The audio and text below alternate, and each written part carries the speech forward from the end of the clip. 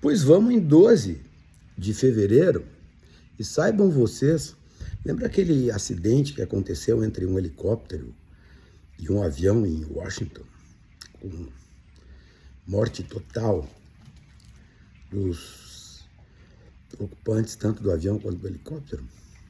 O Trump imediatamente veio e disse: a culpa é da diversidade, das políticas do Biden que estimularam a admissão de não brancos, de homossexuais, etc. Pois bem, as autoridades informam que o acidente aconteceu porque o helicóptero estava com um equipamento desligado. O Trump veio para falar alguma coisa contra? Não, né? Mas o problema não é esse, o problema é que a fala do Trump vai se perenizar na boca dos seus seguidores, daqueles que sofrem de uma quebra cognitiva gravíssima, que não lhes permite enxergar nada que não seja aquilo que o seu líder, quase que religioso, faz, diz, pratica. Tá aí. Imediatamente ao acidente, não tinha uma hora passado o acidente, ele foi, está aí. Culpa do Obama, culpa do Biden. Chegou a falar, inclusive, do não branqueamento na questão dos controladores de voo. Uma vergonha, né? Uma vergonha. Os corpos sendo retirados. E ele veio com essa. E as autoridades agora dizem, não, o que aconteceu foi uma falha humana no manejo do helicóptero. E o que o Trump vai dizer? Nada. Provavelmente vai chamar esta autoridade que disse isso de comunista. Ontem, nas questões das tarifas sobre o aço e o alumínio, Trump disse que o Brasil se beneficia porque compra aço excedente da China para revender para os Estados Unidos. O que dizem os capitalistas comunistas brasileiros? Isso não existe. Portanto, isto é mentira. Mentira. De mentira em mentira, as coisas vão andando. Um procurador-geral nos Estados Unidos, não me lembro qual é o estado, se no Mississippi, no Missouri, não me lembro, propõe uma ação contra a Starbucks, porque ela tem políticas de inclusão social, políticas que admitem o tema da diversidade e a hipossuficiência dessas populações negras, não brancas, homossexuais, etc. Pois bem, o tal de procurador, que é republicano, entra com uma ação na justiça dizendo que trata-se de uma política discriminatória contra os brancos. Está lá, nos Estados Unidos. Várias decisões judiciais têm sido tangenciadas, para dizer o mínimo, pelo governo Trump. Por quê? Porque a República Americana, a democracia americana, assim como a democracia ocidental, ela tem uma ancoragem no sistema judicial.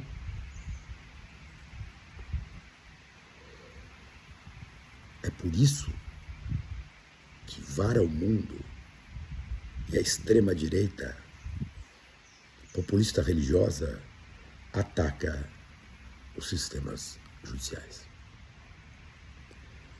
E a tendência é o caminho da captura do judiciário. Esse é o desejo. Assim fez Maduro na Venezuela. Assim tentou Netanyahu em Israel. Assim conseguiu Duda na Polônia. Assim Erdogan, etc. Por quê? Porque quando essas pautas vêm à mesa, só existe um pilar na estruturação do Estado moderno capaz de assegurar as franquias democráticas. Isso se chama poder judiciário.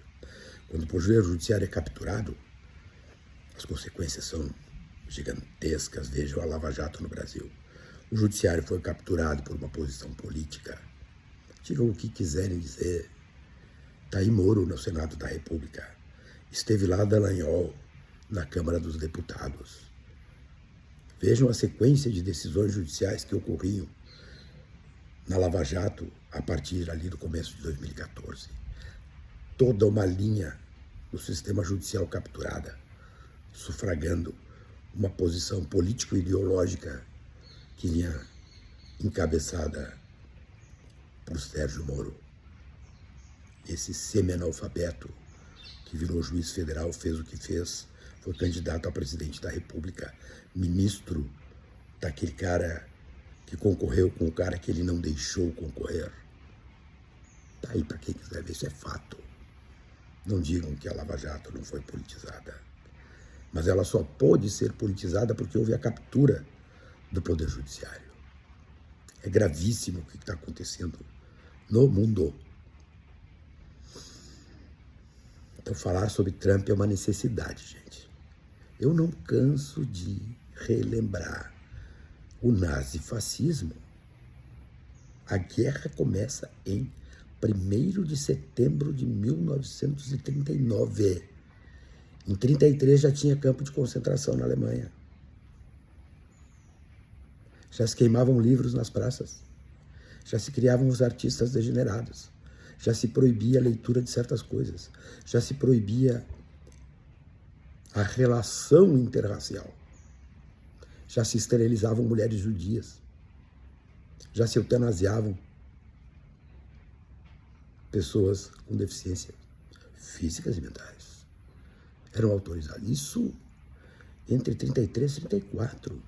Portanto, a naturalização destas coisas foi o que permitiu que o seu Adolf fizesse o que fizesse, mas que terminou com os custos que terminaram.